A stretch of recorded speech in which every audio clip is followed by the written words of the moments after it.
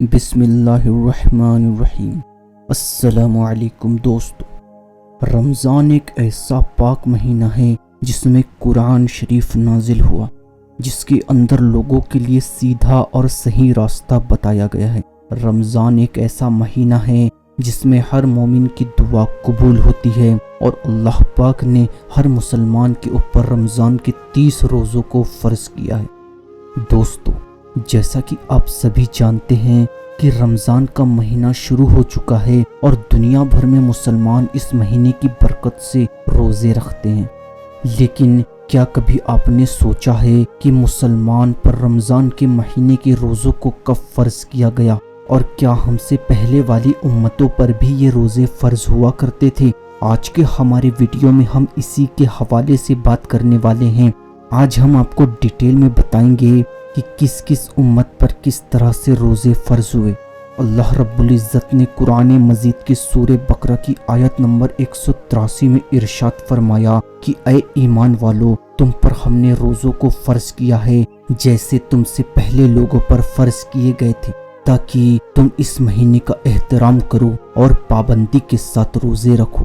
دوستو، رمضان میں جب روزے دار روزہ رکھتا ہے اور اللہ تعالیٰ کا حکم مان کر صبر کرتا ہے، تب اللہ تعالیٰ اس روزے دار کو صبر کا بدلہ عطا کرتا ہے۔ اس مہینے کی فضیلت سے اللہ پاک انسانوں کے رشتوں میں برکت عطا فرماتا ہے، اور غریب سے غریب انسان کو اللہ کی نعمتیں ملتی ہیں۔ اس لیے اس مہینے کو ماہ وسعت کے نام سے بھی جانا جاتا ہے۔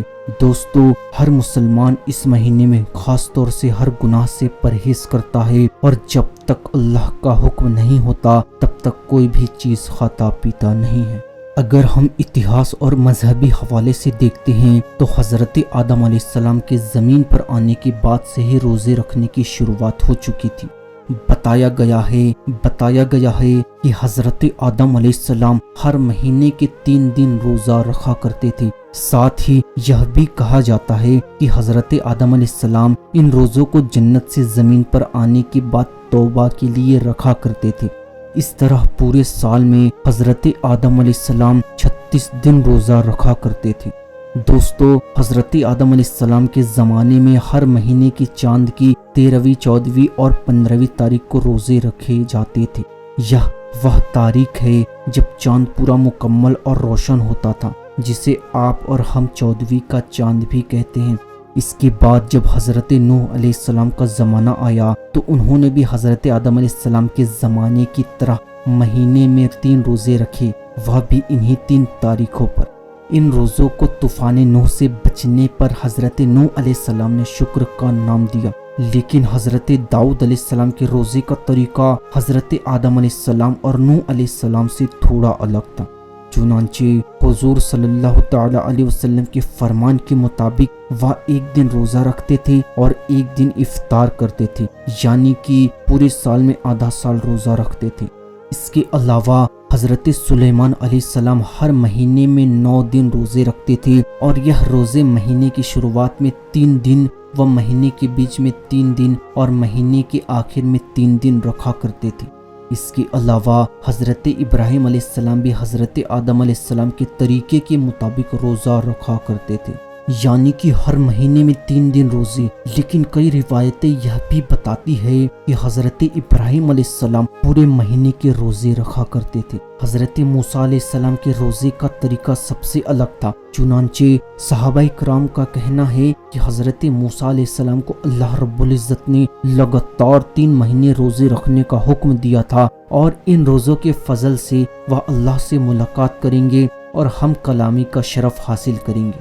اور جب 3 مہینے روزے رکھنے کے بعد اللہ سے ہم کلامی کا دن آیا تو حضرت موسیٰ علیہ السلام کو یہ بات پسند آئی کہ اتنے دن روزہ رکھنے کی وجہ سے میں اپنے منہ کی بھوک کے ساتھ اللہ سے ملاقات کروں گا، اس لیے انہوں نے ایک پیڑ کی شاخ توڑی اور اس سے مسواک کر لی، لیکن اللہ تعالیٰ کے حکم میں دخل اندازی کرنے کی وجہ سے انہیں 10 دن کے روزے اور رکھنے کا حکم دیا گیا۔ دوستو، قرآن مجید کے اندر حضرت مریم رضی اللہ تعالیٰ عنہ کے روزوں کے بارے میں بھی بتایا گیا ہے۔ حضرت مریم رضی اللہ تعالیٰ عنہ کا روزہ کسی کے ساتھ بات چیت نہ کرنے کا تھا، یعنی کہ خاموشی اختیار کرنے کا۔ दोस्तों, कुरान मजीद की सूरह बकरा की आयत नंबर 183 हजरत आदम अलैहिस्सलाम से लेकर तमाम अंबिया और इमामुल अंबिया मोहम्मद सल्लल्लाहु तआला अलैहि वसल्लम तक तमाम उम्मतों को जो दी है। जैसा कि हर उम्मत के लिए नमाज का हुक्म दिया गया था, इसी तरह हर उम्मत पर रोज़ों को भी फर्ज बताया गया है। पिछली उम्मतों के रोज़े हालातों के मुताबिक आज के वक्त से अलग थे। रोज़ों की तादाद और ये कब किस वक्त किस हालत में रखे जाएंगे, इन सब चीज़ों में आज से फ़र्क था। रमज़ानुल मुबारक के रोज़े दूसरी उम्मतों पर फ़र्ज नहीं थे, लेकिन हज़रत मोहम्मद सल्लल्लाहु तआला अलैहि वसल्लम की उम्मत पर रमज़ान के रोज़े हिजरत के 1.5 साल बाद 10 शाबान मुकर्रम सन 2 हिजरी को मदीना मुनव्वरा में फ़र्ज हुए। दोस्तों, अल्लाह पाक ने फरमाया है कि माह रमज़ान वह महीना है जिसमें कुरान को नाजिल किया गया, जो लोगों की हिदायत करने वाला है। साथ ही फरमाया गया, तुम में से जो कोई शख्स भी इस महीने को अपनी ज़िंदगी में पाए, उसे इस बरकती महीने में रोज़े रखने चाहिए। और अगर कोई शख्स बीमारी की हालत में है या सफ़र की हालत में है और उसके रोज़े छूट जाते हैं, तो वह बाद में इन रोज़ों को पूरा कर सकता है। दोस्तों, अल्लाह पाक ने हमें हर चीज़ में आसानी दी है। उसका इरादा हमारे साथ आसानी बरतने का है, सख्ती का नहीं। हमें इस महीने में रोज़े रखने चाहिए और अगर कभी कोई रोज़ा किसी वजह से छूट जाता है तो उसे बाद में पूरा कर लेना चाहिए। हमें अल्लाह की इस हिदायत पर शुक्र अदा करना चाहिए। दोस्तों, यह भी जान लेते हैं कि हुजूर अकरम सल्लल्लाहु तआला अलैहि वसल्लम की उम्मत से पहले यहूद व नसारा 10 मुहर्रम यानी यौम आशूरा का रोज़ा बड़े ही एहतराम के साथ रखा करते थे। इसी तरह हर महीने की 13वीं, 14वीं और 15वीं चांद की तारीख को उम्मत ये रोज़ों को बहुत ही एहतराम के साथ रखती थी। चुनांचे हुजूर अकरम सल्लल्लाहु तआला अलैहि वसल्लम ने पूछा, तुम 10 मुहर्रम का रोज़ा क्यों रखते हो? तो उन्होंने जवाब दिया कि इस दिन हमारे रब ने हमें फिरौन से निजात दिलाई थी और इसी दिन समुद्र से रास्ते निकालकर हमारे रब ने हमें दरियाए नील से पार कराया था। चुनांचे हम अपने रब का शुक्र अदा करने के लिए इस दिन रोज़ा रखते हैं। इस पर हुजूर अकरम सल्लल्लाहु तआला अलैहि वसल्लम ने इरशाद फरमाया, इस बात के तो हम तुमसे ज्यादा हकदार हैं, लिहाजा तब मुसलमानों को हुक्म दिया गया कि तुम भी मुहर्रम के महीने में रोज़ा रखा करो। यहूदी 1 रोज़ा रखते हैं तो तुम 2 रखा करो, एक 9 तारीख को और एक 10 तारीख को। इसके बाद जब कुछ वक्त गुजरा तो 3 रोज़े हर महीने रखने के लिए कहा गया, जो कि चांद की 13वीं, 14वीं और 15वीं तारीख थी।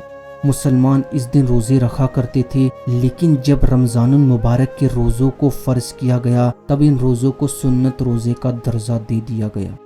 दोस्तों, रमज़ान के महीने के बारे में हुजूर अकरम सल्लल्लाहु तआला अलैहि वसल्लम ने इरशाद फरमाया कि जब इस महीने की पहली रात आती है तब आसमानों के दरवाज़ों को खोल दिया जाता है और फिर ये दरवाजे पूरे महीने तक बंद नहीं किए जाते। और जब इस महीने की आखिरी रात आती है तो अल्लाह पाक हर रोज़ेदार की मग़फ़िरत फरमा देता है।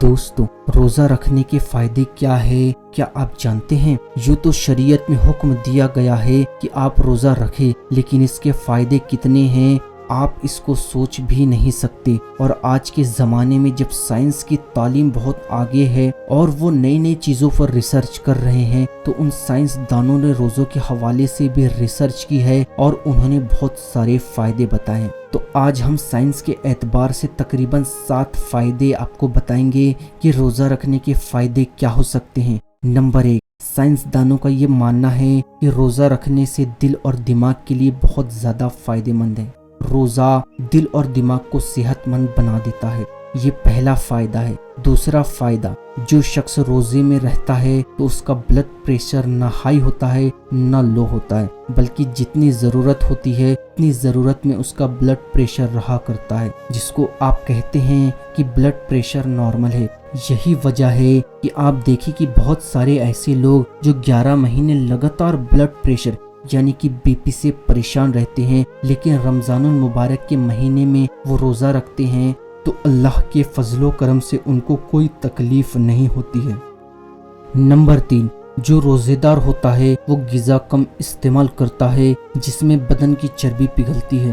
یا ہم سال بھر ہمارے بہت سارے ساتھی ایکسرسائز کرتے ہیں اور الگ الگ جگہوں پر پیسے دے کر ایکسرسائز کرتے ہیں، جم جاتے ہیں تاکہ بدن کی چربی پگھلے، واکنگ کرتے ہیں، دوڑتے ہیں اور نہ جانے کیا کیا کرتے ہیں، لیکن رمضان المبارک میں جب ہم روزوں سے ہوتے ہیں تو خود بخود ہمارے جسم سے یہ کام شروع ہو جاتا ہے کہ چربی پگھلنے لگتی ہے اور انسان کے جسم میں جو بلا ضرورت موٹاپا آ گیا ہے وہ دھیرے دھیرے ختم ہونا شروع ہو جاتا ہے۔ نمبر 4، روزہ رکھنے والے کے پٹھوں میں مضبوطی ہوتی، یعنی پٹھوں میں طاقت پیدا ہو جاتی ہے اور کسی بھی اعتبار سے اس کا پٹھا کمزور نہیں ہوتا بلکہ مضبوط ہو جایا کرتا ہے۔ اس لیے حضور پاک صلی اللہ تعالی علیہ وسلم نے فرمایا کہ روزہ رکھا کرو، صحت مند ہو جاؤ گے۔ لوگ سوچتے ہیں کہ بھوکے پیاسے رہیں گے تو کیسے صحت مند ہو جائیں گے۔ روزہ رکھ کر دیکھیے کہ جسم کے اندر کتنے بدلاؤ آ جاتے ہیں، ایسا بدلاؤ کہ جن بدلاؤں کے لیے ہم سال بھر پیسہ خرچ کرتے ہیں پھر بھی صحیح طریقے سے وہ بدلاؤ ہمارے جسم میں نہیں آ پاتا۔ 5واں فائدہ اس کا یہ ہے کہ نظام میں ہاضمہ یعنی ڈائبٹیز سسٹم کو آرام ملتا ہے اور سیدھا سیدھا اس کا اثر جگر یعنی دل پر دکھائی دیتا ہے، اور جب دل ٹھیک ہوتا ہے تو انسان کے جسم کے بہت سارے حصے ٹھیک ہوتے ہیں۔ نمبر 6، روزے دار کے لیے یعنی جو روزہ رکھتا ہے اس کے پھیپھڑا براہ راست خون کو صاف کرتا ہے، اور جب روزے دار ہوتے ہیں تب ہمارا یہ پھیپھڑا خون کو صاف کرتا ہے اور اس میں خون جم جاتا ہے۔ تو جب ہم روزہ رکھتے ہیں تو خون کی سپلائی بہت کم ہوتی ہے، اور جب خون کی سپلائی کم ہوتی ہے تو پھر پھیپھڑے میں جو خون جمع رہتا ہے وہ دھیرے دھیرے پگھلتا ہے اور اس طرح وہ جمع ہوا خون بالکل صاف کر دیتا ہے، یعنی روزہ رکھنے کی وجہ سے ہمارا پھیپھڑا صاف ہو جاتا ہے۔ نمبر 7، خون میں غذائی مادہ کم ہو جاتا ہے۔ جب ہم روزہ رکھتے ہیں تو خون میں غذائی مادہ کم ہو جاتے ہیں، تو پھر ایسی صورت میں ہوتا کیا ہے کہ ہمارے جسم میں جو ہڈیاں ہوتی ہے، ہڈیوں کے اندر جو گودا پیدا ہو جاتا ہے وہ گودا خود بخود حرکت کرنے لگتا ہے، اور جب گودا حرکت میں آ جاتا ہے تو انسان کے جسم کو طاقت ملتی ہے، انسان کے جسم کو قوت ملتی ہے اور انسان کی ہڈیوں کو مضبوطی ملتی ہے۔ اس طرح جب انسان کی ہڈیاں مضبوط ہوتی ہے تو اس کا پورا جسم مضبوط ہو جایا کرتا ہے۔ اس کے علاوہ سائنس دانوں نے بہت سارے فائدے بتائے ہیں، تقریباً ہم نے 7 فائدے آپ کو بتا دیے۔ اللہ تعالیٰ سے دعا ہے کہ وہ ہمیں رمضان کے مہینے میں زیادہ سے زیادہ عبادت کرنے اور روزے رکھنے کی توفیق عطا فرمائے، اور ہمیں برائیوں سے دور رکھے اور ہمارے سبھی گناہوں کو معاف فرمائے، اور اللہ پاک ہمیں کہنے اور سننے سے زیادہ عمل کرنے کی توفیق عطا فرمائے۔ آمین ثم آمین۔